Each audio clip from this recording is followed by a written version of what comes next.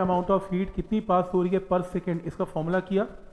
इसके फॉर्मूले में हमने थर्मल रेजिस्टेंस को किया। थर्मल रेजिस्टेंस में रॉड सीरीज में है तो हमने शॉर्टकट किया था। अगर दो रॉड सीरीज में है और एक की थर्मल कंडक्टिविटी K1 है और दूसरे की थर्मल कंडक्टिविटी K2 है तो इक्वलेंट थर्मल कंडक्टिविटी क्या होगी, 2/Ks is 1/K1 plus 1/K2। और ऐसी अगर रॉड्स पैरेलल में है तो थर्मल कंडक्टिविटी का इक्वलेंट वैल्यू क्या होगी, K1 प्लस K2/2। ऐसा हमने लास्ट टाइम किया था। इसके बेस पे क्वेश्चन कुछ इस टाइप का आएगा। आपको ना वो दो रॉड्स देगा, ये दो रॉड्स हैं, दोनों सेम मटेरियल की बनी हुई रॉड्स हैं। एक की लेंथ 2r है, यानी कि वैसे रेडियस इसमें r देगा, 2r तो मैं आपको दे रहा हूं, वो तो अंडरस्टूड है कि अगर इसका रेडियस सेमी सर्कल का r है और ये दो रॉड से बनी हुई है, एक रॉड ये स्ट्रेट है और एक सेमी सर्कुलर पार्ट है, तो अगर रेडियस r है तो ये लेंथ क्या बनेगी 2r और ये लेंथ क्या बनेगी πr। अकॉर्डिंग टू क्वेश्चन आपको ये गिवन होगा कि मान लो यहां पे तुमने टेम्परेचर मेंटेन कर दिया कुछ भी T1 और यहां पे टेम्परेचर मेंटेन कर दिया T2, तो एक टेम्परेचर बड़ा और एक छोटा, तो हीट मूव करेगी from higher temperature to lower temperature. अब हीट करंट या हीट को मूव करने के कुल मिला के दो तरीके हैं, कुछ हीट यहां से जाएगी और कुछ हीट यहां से जाएगी। थर्मल कंडक्टिविटी दोनों की सेम है, तो पहले मेरे एक चीज का आंसर दें। अगर थर्मल कंडक्टिविटी सेम है तो दे आर गुड कंडक्टर्स, तो दोनों गुड कंडक्टर्स ही हैं, एक जैसे इनकी कंडक्टिविटी एक जैसी है। तो ये बताएं कि क्या अमाउंट ऑफ हीट दोनों में एग्जैक्टली सेम जाएगी कि डिफरेंट जाएगी। मटेरियल सेम है लेकिन लेंथ डिफरेंट है और अमाउंट ऑफ हीट लेंथ पे भी डिपेंडेंट है। अब एक की लेंथ कितनी है 2r है, एक की लेंथ कितनी है πr है, और आपको क्या निकालना है, दोनों रॉड्स में कितनी हीट ट्रांसफर हो रही है इसकी रेशियो। अब वो ये बोल रहा है कि हीट ट्रांसफर की रेशियो, पर बाय डिफॉल्ट इसका मतलब है amount of heat per second, क्योंकि टाइम दोनों को सेम देना पड़ेगा। तो amount of heat flowing per unit time की वैल्यू की रेशियो निकालनी है फर्स्ट रॉड में और सेकेंड रॉड में क्या होगी। तो पहली रॉड में अमाउंट ऑफ हीट ट्रांसफर, देखो हीट ट्रांसफर का फॉर्मूला होता क्या, dQ/dt KA delta T upon length L। दोनों A और B पॉइंट्स में डेल्टा T बराबर है, तुम फर्स्ट रास्ते से जाओ या सेकंड से जाओ, चेंज इन टेम्परेचर दोनों में सेम है, थर्मल कंडक्टिविटी दोनों में सेम है, क्रॉस सेक्शन एरिया भी दोनों का एज्यूम्ड सेम है। तो आपकी अमाउंट ऑफ हीट ट्रांसफर जो है वो किस पे डिपेंडेंट है, इनवर्सली प्रोपोर्शनल टू लेंथ पे डिपेंडेंट है। और तुमने इसका रेशियो निकालना है, एक कर्व्ड वायर का और एक स्ट्रेट वायर का, और जो कर्व्ड वायर है उसका amount of heat flowing per second inversely proportional to length of the curved wire, और जो स्ट्रेट वायर है और वो स्ट्रेट वायर, तो ऑब्वियसली यहाँ से रिलेशन निकाल लिया, बाकी सब कुछ कांस्टेंट हो गया, तो ये इनवर्सली प्रोपोर्शनल है। तुम्हें लेंथ स्ट्रेट वायर की कितनी गिवन है 2r और कर्व्ड वायर की कितनी गिवन है πr, रेशियो निकाल लेना आंसर। तो एक टाइप का न्यूमेरिकल कुछ इस तरीके से आएगा, आपको अलग अलग अरेंजमेंट्स देगा रॉड के, तो आपको amount of heat flowing per second की वैल्यू निकालनी होगी। तो कैसे निकालनी है, आई होप ये पॉइंट क्लियर है यहां तक। अगर क्वेश्चन ऐसा नहीं आएगा तो ऐसा आएगा, मान लो आपको तीन रॉड देगा L, L और L, इक्विलेटरल ट्रायंगल बना के देगा, लेकिन मटेरियल तीनों रॉड्स का डिफरेंट है। देखो ना, एक की थर्मल कंडक्टिविटी कितनी है K1 है, दूसरे की थर्मल कंडक्टिविटी कितनी है K2 और तीसरे की कितनी है K3 है। K1, K2 और K3 है, और ये पॉइंट्स क्या है P एंड Q और R, तीन पॉइंट्स हैं। क्या करना है, वो कह रहे हैं heat flow rate. Heat flow rate क्या होता है, amount of heat per unit time. Heat flow rate from P to Q, P से लेके Q तक हीट जा रही है, तो P से लेके Q तक अमाउंट ऑफ हीट जो जा रही है वो सेम है। तुम चाहे K3 से हीट को पास कर लो, तुम चाहे K1 K2 से पास कर लो, मींस अकॉर्डिंग टू क्वेश्चन तुम्हारी हीट P से कहां जा रही है, Q पे जा रही है। तो मान लो ये टेम्परेचर बड़ा है और मान लो ये टेम्परेचर छोटा है, तो हीट मूव करेगी फ्रॉम P टू Q, पर जाने के फिर से दो रास्ते हैं। एक हीट जो जाएगी वो स्ट्रेट जा रही है और एक घूम के जा रही है, और वो क्या कह रहा है कि अमाउंट ऑफ हीट जो स्ट्रेट जा रही है और जो घूम के जा रही है, amount of heat flowing per second की वैल्यू दोनों में एग्जैक्टली सेम है, राइट, सेम है। तो आपको ये बताना है K1, K2, K3 में रेशियो क्या है या इनका रिलेशन क्या है, ये ऑब्जेक्टिव में आएगा, मार्क करने को आएगा।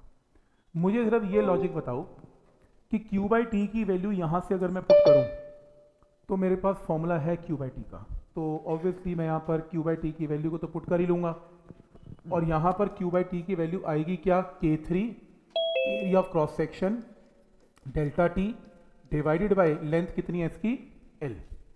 सही है, तो L लेंथ आ जाएगी, इसकी लेंथ L है, इसकी भी L है, तो ये आंसर आ गया। कोई मुझे ये बताएगा कि यहाँ से दोनों रॉड से हीट फ्लोइंग पर सेकंड कैसे निकलेगी। एकदम सेम होगा, पर जो K होगा वो चेंज हो जाएगा और लेंथ 12 हो जाएगी। लेंथ 12 हो जाएगी, K क्या होगा फिर नया, सर K वो सीरीज का क्या फॉर्मूला है,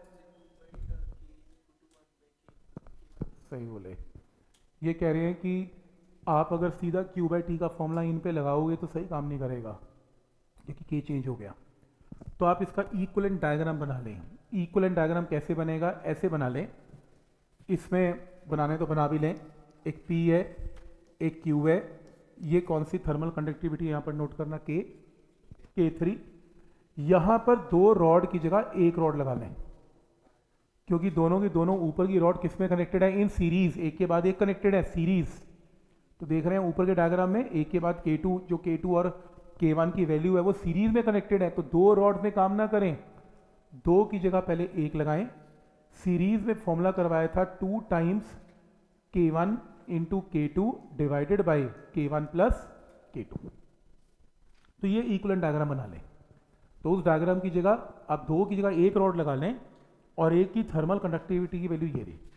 और ठीक बोला इन्होंने, ये बोली कि जब सीरीज में आप काम करते हैं, आपने लास्ट टाइम भी किया था, जब भी रॉड सीरीज में होंगी तो L और L लेंथ की रॉड है, तो जो नई रॉड बन के आती है उसकी लेंथ क्या ली जाती है, 12, उसकी लेंथ 12 लेनी है। ये इंपॉर्टेंट है, लोग सीरीज का फॉर्मूला तो लगा लेंगे पर L प्लस L 12 करना भूल जाएंगे। तो आपने लेंथ क्या लेनी है इसमें, 12, कोई डाउट इसमें। तो अब दो रॉड की जगह एक रॉड लगाएं जिसकी value 2 K1 K2 by K1 plus K2, और इसके टोटल लेंथ की वैल्यू क्या लें, 12।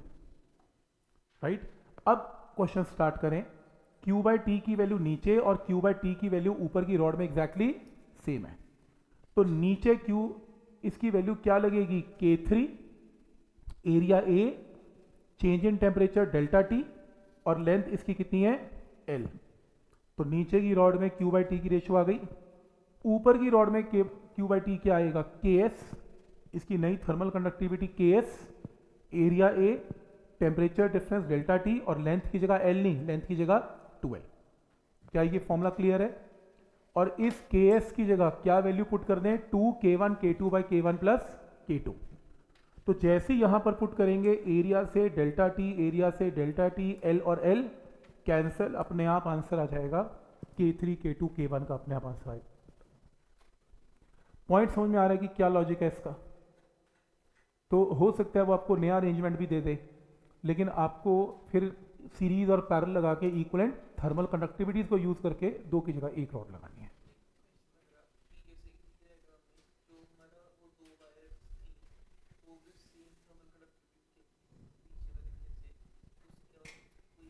के और के जाती, क्योंकि ऊपर की थर्मल कंडक्टिविटी क्या हो जाती है, 2K² बाई 2K, हाँ के बराबर बराबर जाती। नहीं ऐसा है ना, मान लो आपके पास दो रॉड्स हैं, ये एक रॉड है, ये दूसरी रॉड है, K एंड K। हीट यहाँ से आ रही है, हीट यहाँ से आ रही है, कुछ हीट इसमें जाएगी, कुछ हीट इसमें जाएगी, हाँ बराबर जाएगी मैं मानता हूँ, पर डिवाइड होएगी। जैसे दो रेजिस्टेंसेज हैं करंट इलेक्ट्रिसिटी में, उसका पाथ तो ये चेंज हो गया ना, और डिवाइड तो हो रही है ना, जंक्शन तो बन गया ना। कुछ भी डायमेंशन हो, सेम हो अनइक्वल हो, कोई फर्क नहीं, आपकी हीट दो रास्तों में डिवाइड हो रही है तो उसमें डिवाइड तो होना ही है। पैरेलल कॉम्बिनेशन है ना, पैरेलल में हीट को डिवाइड होना ही पड़ेगा, और कोई तरीका ही नहीं है इसमें। नेक्स्ट, इस टाइप की प्रॉब्लम भी आ सकती है। इस टाइप की प्रॉब्लम में इक्विलेटरल ट्राइंगल नहीं दे रहा, इसमें आपको एल एल और वो पाइथागोरस लगा के √12 दे देगा। वो कहेगा कि इस केस में आपको TC निकालना है। इस बार यहाँ पे C पॉइंट है, C पॉइंट का टेम्परेचर कितना है, TC, जो आपको निकालना है, और यहाँ का टेम्परेचर दे रहा है T है, और यहाँ का टेम्परेचर भी दे रहा है कितना, √2T है। राइट, क्लियर है। और वो क्या कह रहा है इसमें, आपको ये टेम्परेचर निकालना है। Heat conduction takes place point A and B are T and root two T, तो here heat is flowing in a steady state, यानी कि क्यू बाई टी कॉन्स्टेंट है। बस आप मुझे ये बताओ कि यार ये तुम्हें गिवन है और तुम्हें टी सी निकालना है, तो क्या दिमाग में आ रहा है आपके? आप फिर से बोलो। बी बी बी सी ए में हीट, ओके ठीक है। एक चीज़ और हिंट ले लो, ये एरोज भी गिवन है आपको दोनों, ये एरोज भी गिवन है, और एरोज क्या शो कर रहे हैं कि जो हीट है वो कहाँ से कहाँ जा रही है, बी से स्टार्ट हो रही है, पक्की बात है, और एंड कहाँ पे हो रही है, सी पे। मतलब इससे ये पता लग रहा है कि बी से सी भी हीट जा रही है, और एक तो इस रास्ते से जा रही है और एक इस रास्ते से जा रही है। लेकिन उसने ये बिल्कुल भी नहीं कहा कि ये दोनों का हीट अपॉन टाइम सेम है। सेम मत लगा देना पिछले क्वेश्चन की तरह, तो बोला ही नहीं, तो तुम मत लगाना। क्यू बाई टी की रेशियो में सेम है, बिल्कुल भी नहीं कहा, क्योंकि अनइक्वल है ना, वो अनइक्वल लेंथ है, सेम पे कैसे बोलेगा? एक में ज़्यादा एक में कम जाएगी जाएगी। बस ये गिवन है, और तुम्हें टीसी निकालना है। अब लॉजिक बताओ क्या लगाऊं, कहां से पहली क्वेश्चन कहां से बनेगी, बस ये बता दो, आंसर 1 मिनट में आ जाएगा। पहला स्टेप क्या लिखूं? टीसी निकालना है। फॉर्मूला एक ही आता है मुझे, क्यू बाई टी, तो किस में लगाऊं बोलो? बी से लेके बी से ए में लगाऊं, ओके, बी से ए में लगाऊं, उसको किसके इक्वल करूं? बी से सी। पर तुम्हें कैसे पता कि यहां और यहां हीट बराबर है? ऐसे कैसे होगी यार? कैसे यहां और यहां डिवाइड हो रही है हीट? तुम्हें क्या पता कि बराबर है ना? जंक्शन पे बराबरी में जाएगी, कैसे पता? जब तक दोनों रॉड सेम डायमेंशन की नहीं है तब तक वो बराबर नहीं डिवाइड होएगी। ये तो अनइक्वल रॉड्स हैं। हाँ, बी से ए बोला। नेक्स्ट,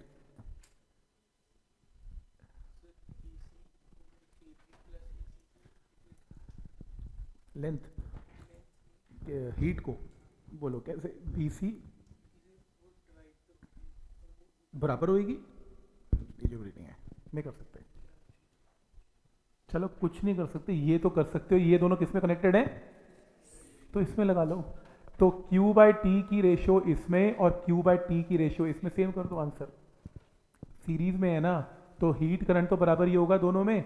हीट करंट बराबर का मतलब कि हीट फ्लोइंग पर सेकंड इसमें इक्वल नहीं, इनमें तो इक्वल है।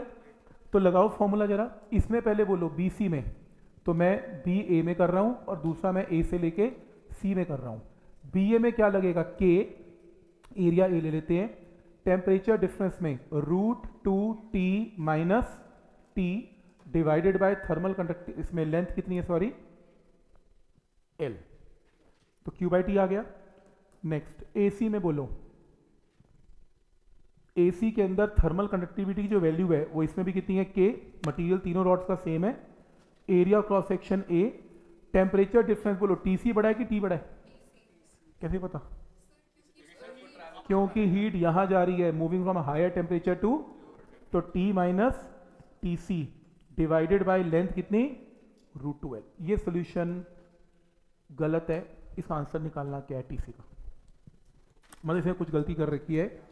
आंसर निकालना टीसी का कितना आ रहा है एक बार वेरीफाई करवाओ प्लीज। इसे सॉल्व करो, एक बार चेक करो क्या आंसर है।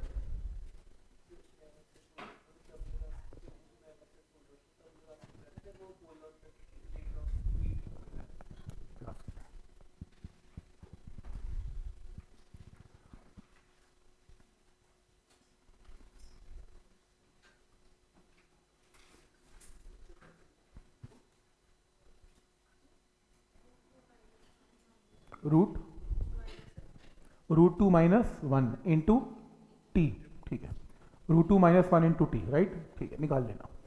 मेथड समझ में आ रहा है कि क्या लॉजिक है इसका, इसको कैसे सॉल्व करना है, पॉइंट समझ में आ रहा है। तो हीट फ्लोइंग पर सेकेंड दोनों रॉड में उठा के सेम कर दो, आपका आंसर आएगा। तो इसका आंसर आ रहा है टी ऑफ सी का root two minus one into T.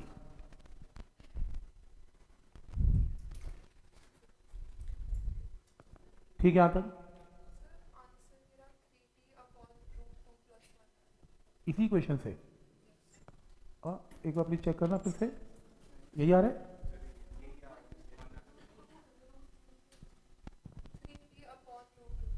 √3 कैसे आया कह रही है? √2 चल रहा है, नहीं √3 नहीं आ रहा, 3t अपॉन √2। चेक करना एक बार फिर से प्लीज।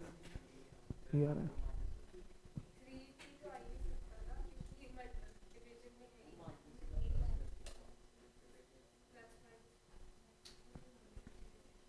तुम भी फिर से एक बार कर लो।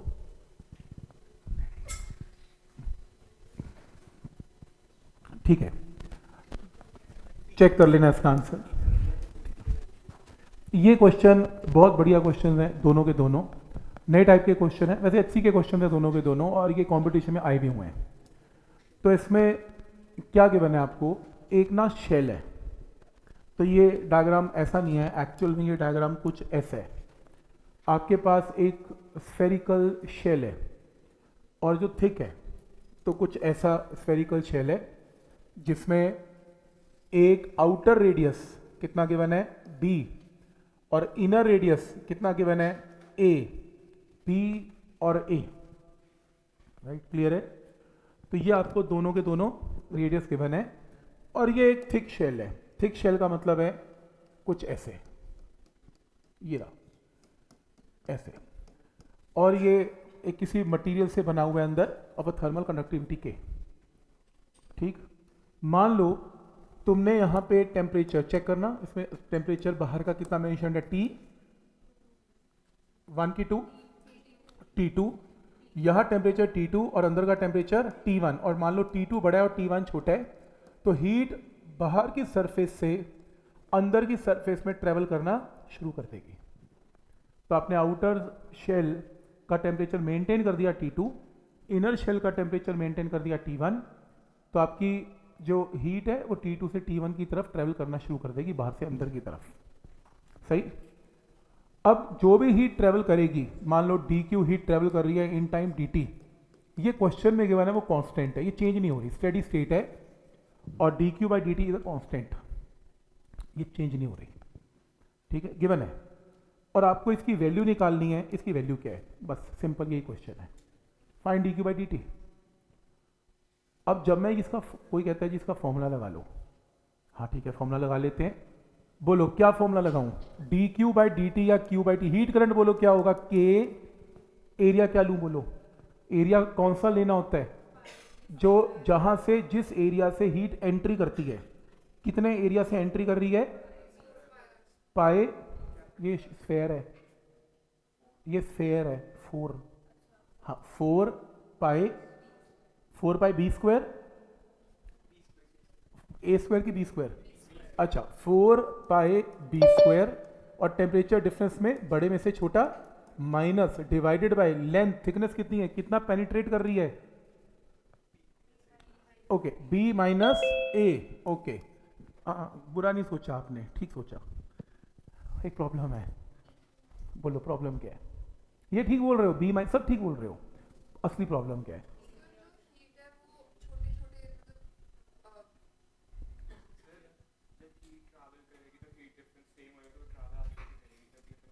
ट्रैवल तो करेगी, टेम्परेचर कम कम कम होता जा रहा है, ट्रैवल तो कर ही रही है, गिवन है क्वेश्चन में। कुछ और प्रॉब्लम ही है, जब हीट अंदर एंटर कर जाएगी, बी रेडियस से एंटर कर गई, अंदर एरिया छोटा हो गया, फिर और छोटा हो गया, फिर और छोटा हो गया, फिर और छोटा हो गया। तुम यहां कांस्टेंट पुट कैसे कर सकते हो? कर नहीं सकते। तुम्हारा एरिया कॉन्टिन्यूसली क्या हो रहा है? चेंज, कम होता जा रहा है, तो इंटीग्रेशन तो करनी पड़ेगी। पॉइंट समझ में आ रहा है, लॉजिक समझ में आ रहा है कि क्या रूल है इसका? तो आप बिना इंटीग्रेशन कर नहीं पाएंगे, क्योंकि देखो ना, आप कहेंगे सर पहले तो कभी ऐसा किया नहीं, इंटीग्रेशन जरूरत ही नहीं पड़ी, आपने रॉड ही सिलेंड्रिकल ली, यहां एंट्री मारता है पाई आर स्क्वायर, हीट अंदर जाती है पाई आर स्क्वायर, अंदर जाती है पाई आर स्क्वायर, अंदर जाती है पाई आर स्क्वायर, और अगर मैं ये वायर टेपर ले लूं, यहां से छोटा यहां से बड़ा, इंटीग्रेशन है, और कोई तरीका ही नहीं है। तो जब एरियाज अंदर चेंज हो रहे होंगे हर वक्त, तो आपको इंटीग्रेशन यूज करनी पड़ेगी। पॉइंट क्लियर है यहां तक? तो मैंने इसके लिए क्या किया, एक बी और ए ये शेल था, ये पेंसिल से मार्क देख रहे हो, पेंसिल से मार्क मैंने इमेजिनरी एक स्फेयर ले लिया, इस मटेरियल के अंदर ये पिंक कलर के एक्चुअल स्फेयर्स हैं, इसके अंदर ये मटेरियल है, इस मटेरियल के अंदर मैंने एक्चुअल एक स्फेयर ले लिया, इस स्फेयर का रेडियस कितना है r और थिकनेस कितनी है dr। तो मैं क्या करने वाला हूं, मैं सिर्फ इतने पेंसिल वाले एरिया में हीट को एंट्री करवाऊंगा, D Q by D T यहां एंटर करेगा ये आउटर सरफेस से इनर सरफेस में। तो जब मैं यहां पर D Q by D T लगाऊंगा तो थर्मल कंडक्टिविटी के, अब मैं एरिया क्या लूंगा, मान लो मेरी हीट यहां से यहां आ रही है तो इसका रेडियस क्या लिया गया आर, तो एरिया क्या लेंगे 4 pi r square, k into 4 pi r square. Temperature difference क्या लेंगे, देखो यहाँ का टेम्परेचर T2 है और यहाँ का T1 है, और स्मॉल टेम्परेचर डिफरेंस मान लो यहाँ पर कितना है डी टी, और रास्ते में तो ग्रेडियंट ही लेना पड़ेगा ना, D T by D R, temperature gradient जिसे बोलते हैं। तभी तो सिखाया था टेम्परेचर ग्रेडियंट, क्योंकि एक्चुअल में तो काम ही टेम्परेचर ग्रेडियंट करता है।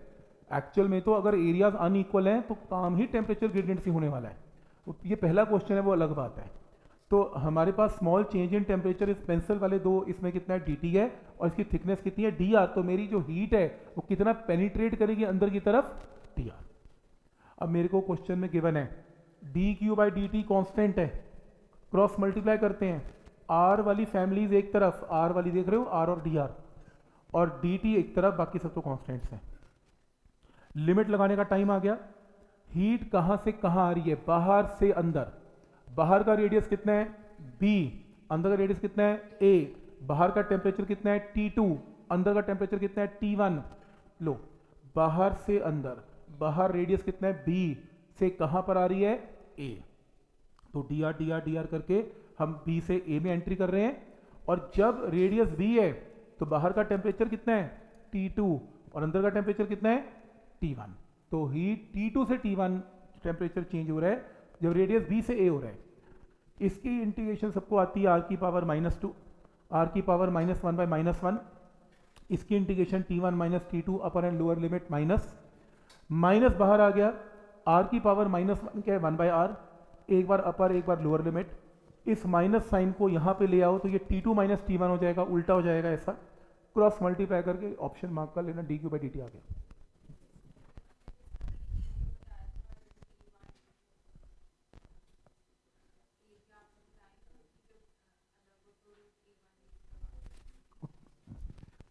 वो शॉर्टकट इसमें नहीं था, वो शॉर्टकट टेपर्ड वायर में था, ऐसे था वो, स्फेरिकल शेल्स में नहीं चलता, वो सिर्फ सिलिंड्रिकल वायर में चलता है ऐसे। क्वेश्चन फिर चेंज हो गया। इस बार आपको जो फिगर गिवन है वो शेल नहीं थी, सिलिंड्रिकल शेल दे दिया। तो ये एक सिलिंड्रिकल शेल्स हैं, पिंक कलर के दो सिलिंड्रिकल शेल्स हैं, एक का रेडियस इसमें b है और अंदर का रेडियस फिर से a है, b और a है। अंदर का टेम्परेचर T1 है, बाहर का T2 है, और हीट एंटर करेगी फ्रॉम T2 से लेके T1 तक। क्लियर है, तो बाहर से अंदर एंटर करेगी। फिर से एक बार क्वेश्चन में गिवन है D Q by D T, question में कांस्टेंट है, इसकी वैल्यू निकालो। अब प्रॉब्लम फिर वही है, जब एक सिलेंडर में एंटर करेगी तो पहले तो एरिया, हीट की एंट्री किस एरिया से हो रही है, और कौन सा एरिया कितना है 2 पाई बी एल, 2 पाई आर एच, 2 पाई कर्व्ड सरफेस एरिया। अगर आपका सिलेंडर में हीट यहां से एंटर कर रही है तो एरिया क्या लेना है पाई आर स्क्वायर, और अगर यहां से एंटर करती जा रही है सरफेस से तो सरफेस का एरिया 2 पाई आर एच, तो इसका रेडियस बी है और लेंथ इसकी एल है। प्रॉब्लम वही है, जैसी हीट एंटर करेगी एरिया छोटा छोटा छोटा होता जाएगा, क्वेश्चन इंटीग्रेशन से करना पड़ेगा। फिर सेम रूल, तो मैंने पेंसिल से देख रहे हो, एक इमेजिनरी सिलेंडर ले लिया, इसका रेडियस मैंने r ले लिया और थिकनेस मैंने dr ले ली। D Q by D T की वैल्यू कितनी है k, एरिया क्या लें। अब मैं अपना काम इस पे कर रहा हूँ, पेंसिल वाले का रेडियस क्या है r और लेंथ क्या है l, तो 2 पाई आर एल। टेम्परेचर डिफरेंस कितना है पेंसिल में dt, स्मॉल dt, और इसकी थिकनेस कितनी है dr। फिर एक बार ये कांस्टेंट है, कांस्टेंट करते हुए r वाली फैमिली एक तरफ, बाकी टर्म्स एक तरफ, dt एक तरफ। टेम्परेचर T2 से T1 हो रहा है, तो टेम्परेचर चेक करो, T2 से T1 हो रहा है, हम बाहर से अंदर आ रहे हैं, तो टेम्परेचर की लिमिट T2 से T1 है, और डिस्टेंस की लिमिट B से A है, आउटर से इनर है, same. 1 by R D R की integration natural log of r है, कहाँ से कहाँ A से B, तो यहाँ से T1 माइनस T2 आ गया, log of a minus log of b, log a minus log b is log of a by b, और ये नीचे आ गया। ये ऑप्शन पेपर में मार्क करने को है कि मार्क कर लेना। मेथड समझ में आ रहा है, कोई डाउट इसमें?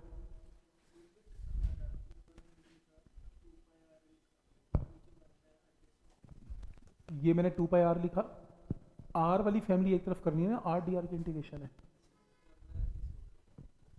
ये लेफ्ट में गया 1 बाय आर, ये डी आर इधर गया, क्रॉस मल्टीप्लाई है। ठीक, पॉइंट समझ में आ रहा है यहाँ तक? ठीक, ये भी बहुत बहुत क्वेश्चन आता है यार, ये इस मतलब फिगर चेंज कर करके देते रहते हैं ऑब्जेक्टिव में। और क्या है क्वेश्चन, इसको समझते हैं। देखो ये फिगर थोड़ी अभी बाद में समझ में आए आपको क्या क्या हुआ है। ये फिगर में ऐसा मेंशन्ड है कि आपके पास एक मान लो सिलेंडर है, ये रहा, सॉलिड है, सॉलिड सिलेंडर है, ये रहा सॉलिड सिलेंडर, ठीक है। और ये दो किस्म के मटेरियल से बना हुआ है। इसके अंदर एक और मटेरियल ले लेते हैं, ये रहा, ये ग्रीन कलर का और ये ब्लैक कलर का, ऐसे। तो दो सिलेंडर्स नहीं है, ये एक ही सिलेंडर है। अंदर का मटेरियल अलग कलर से रिप्रेजेंट कर देते हैं, ऐसे, ये रहा, और बाहर का मटेरियल किसी और कलर से रिप्रेजेंट कर देते हैं, ऐसे, ये रहा, ठीक, ऐसे है। तो क्या ये पॉइंट यहां तक क्लियर है? तो दो मतलब ये पेन सिलेंडर है, तो इसके अंदर दो किस्म के मटेरियल्स हैं, एक गुड कंडक्टर है और थोड़ा कम गुड कंडक्टर है, मुझे पता नहीं कौन कैसा है। अंदर की थर्मल कंडक्टिविटी कितनी गिवन है? K1 है, और बाहर की थर्मल कंडक्टिविटी कितनी गिवन है? K2 है। हीट को यहां से एंटर करवा रहे हैं, हीट को यहां से एंटर करवाएंगे पर सेकेंड। तो बताओ, जब हीट यहां से निकल के उधर जाएगी, और मान लो 1 मिनट के लिए इसका टेम्परेचर T2 है, बड़ा है, और इसका टेम्परेचर T1 है, छोटा है, ताकि टेम्परेचर डिफरेंस दोनों के बीच में कितना है? Delta T. तो हीट जब बाहर निकलेगी, दोनों मटेरियल में हीट सेम जाएगी कि डिफरेंट जाएगी? क्यों? क्योंकि K1 K2 में फर्क है।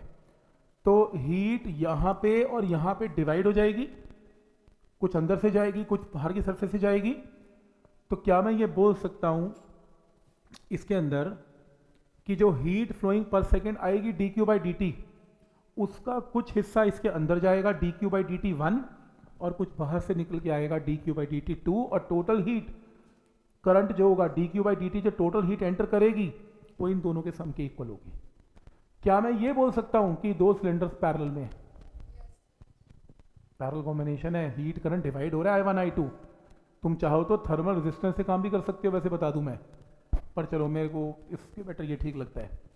तो dQ याद नहीं करना पड़ता ना, तो dQ/dt बस ऐड कर दो। अब वैल्यू पुट कर दो। कैसे? ये मटेरियल 1 है, इसमें बोलो इसका अंदर का रेडियस r है और बाहर के सिलेंडर का 2r है। तो इसमें dQ/dt का फॉर्मूला K1। अब हीट एंट्री इस एरिया से कर रही है, ये वाला एरिया, इसका एरिया कितना है? πr² इंटू टेम्परेचर डिफरेंस, और लेंथ क्या है इसकी? L। सही। अब मैं बात करता हूं किसकी? अब मैं बात करता हूं इस हीट की, जो इस इतने पोर्शन से एंटर करने जा रही है। देख रहे हो, ये पोर्शन से हीट एंट्री होगी। इस पोर्शन में K2, और ये एरिया है कितना? ये एरिया कितना है? Outer area minus inner area, outer area minus inner area, क्योंकि अंदर के एरिया से तो हीट एंटर नहीं करेगी, ये बाहर के एरिया से एंटर कर रही है, तो एंट्री का एरिया लेना है, टेम्परेचर डिफरेंस डेल्टा टी, और लेंथ इसकी भी L है। फिर उसके बाद तुम ये चाहते हो कि दो मटेरियल की जगह एक मटेरियल यूज करना है, तो इसकी जगह तुम एक काम करो, एक नया सिलेंडर ले लो, सेम डायमेंशन का, लेंथ L है, रेडियस इसका 2r है, और इक्वलेंट थर्मल कंडक्टिविटी कितनी है? K। तुम्हें क्वेश्चन में निकालना है कि दो मटेरियल की जगह तुम एक मटेरियल यूज करना चाहते हो, तो इक्वलेंट थर्मल कंडक्टिविटी बोलो कितनी है, ये क्वेश्चन है। तो जब तुम दो की जगह एक मटेरियल यूज करोगे, तो इसके अंदर हीट फ्लोइंग पर सेकंड क्या होगा? टोटल K इफेक्टिव, जो भी इसका K इफेक्टिव निकलेगा, K इफेक्टिव इंटू एरिया की जगह पाई इंटू 2r का स्क्वायर, क्योंकि अब तुम्हें ये फर्क नहीं पड़ता कि अंदर कोई और मटेरियल है, तुम्हारे लिए तो एक ही मटेरियल है ऑफ रेडियस 2r में। तो पाई इंटू 2r का स्क्वायर, टेम्परेचर डिफरेंस, और लेंथ इसकी भी L है। इंपॉर्टेंट ये है, ये जो एरिया पुट किया। तो आपने सेम डायमेंशन का सिलेंडर लेना है, जो ये दोनों ओरिजिनल सिलेंडर था, और रेडियस इसका भी 2r करना है। बस यहाँ से K इफेक्टिव निकाल लेना, आंसर आएगा, सिंप्लीफाई करके आंसर आएगा।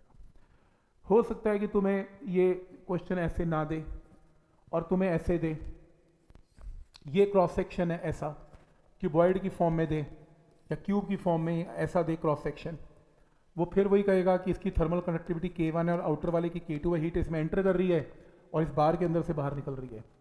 लॉजिक वही है, सारी गेम एरिया की है। एरिया यहाँ से बड़ा कर देना, पहले ये एरिया लेना, फिर ये आउटर एरिया लेना और फिर टोटल में सारा एरिया ले लेना। तो इस तरीके से ये अलग अलग फिगर चेंज करता जाएगा, के इफेक्टिव पूछता जाएगा, अपना आंसर निकालते जाना। पॉइंट समझ में आ रहा है यहाँ तक? क्या लॉजिक है इस क्वेश्चन को कैसे करना, कैसे है? ठीक है, ठीक है। फिर कोई स्टूडेंट कहता है ये तो यार कंपटीशन है, मेरे को तो ना एनसीईआरटी करनी थी। अच्छा, मैंने कहा ठीक है तू रहने दे, ठीक। फिर +2 के अंदर वो इलेक्ट्रिसिटी करता है, उसमें एक रेजिस्टेंस का फॉर्मूला आता है ρL/A, और सीबीएसई एनसीईआरटी वाले उसको एनसीईआरटी में क्वेश्चन पूछते हैं कि अफेक्टिव रेजिस्टेंस निकाल लो इसकी, एक की रेजिस्टेंस R1 है, एक की R2 है। बेचारा वहाँ पर के एनसीईआरटी में उठा के करता है, ये तो कोई बड़ी चीज़ नहीं है, एक नॉर्मल चीज़ है। तो आप इसको ऐसा ना समझें कि बहुत बड़ी चीज़ हुई है, बिल्कुल नॉर्मल है ये सब कुछ सारा काम। तो थर्मल कंडक्टिविटी की एग्जांपल समझ में आती है कैसे इसमें यूज़ किए जा रहे हैं, ठीक। तो ये PYQ का क्वेश्चन है, उसमें करेंगे, लग भी रहा है PYQ अलग ही टाइप का है।